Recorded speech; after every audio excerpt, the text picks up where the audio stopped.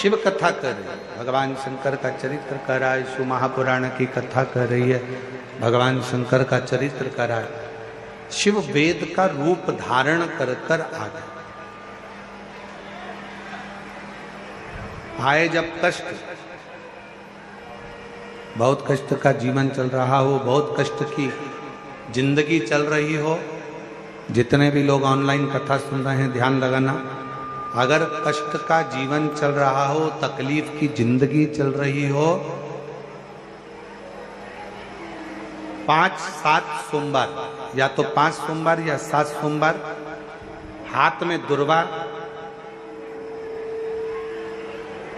मान लो ये तुमने दुर्वा ले ली, हाथ में दुर्वा, एक बेलपत्र, और उसी हाथ में अपने घर का भरा हुआ 1 लोटा जल।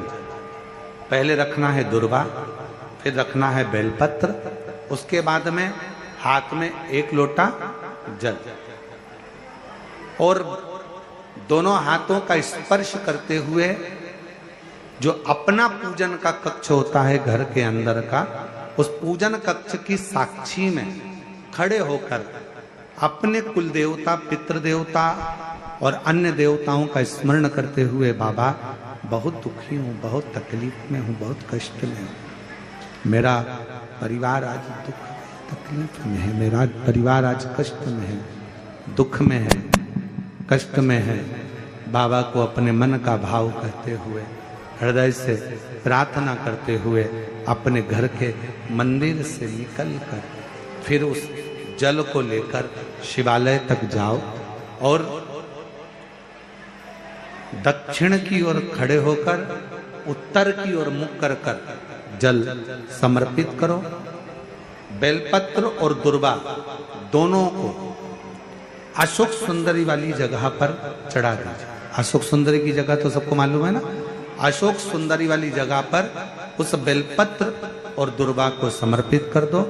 चढ़ा हुआ थोड़ा सा जल लेकर आओ, घर के दरवाजे पर उसका छींटा दे दो, लेपन कर दो, और बाबा से 5 सोमवार नियम से आप दुर्वा, बेलपत्र और जल का प्रयोग अगर करोगे, 5 सोमवार पूर्ण होंगे, जो तुम्हारा दुख है वो समाप्त जरूर होगा। शिव करुणा जरूर, शिव कृपा जरूर। बस इसमें 3 चीजों का स्मरण रखिएगा, 3 चीजों का ध्यान। पकड़ रहा गला, आवाज खुल नहीं पा रही, थोड़ा आवाज खोलिए और मिठास दीजिए। शिव पुराण कर रही है, इसमें 3 चीजों का स्मरण करिए।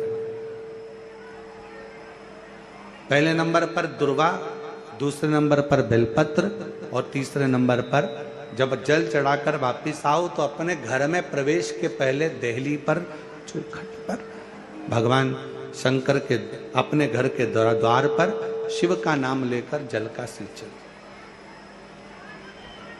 उसका फल कितना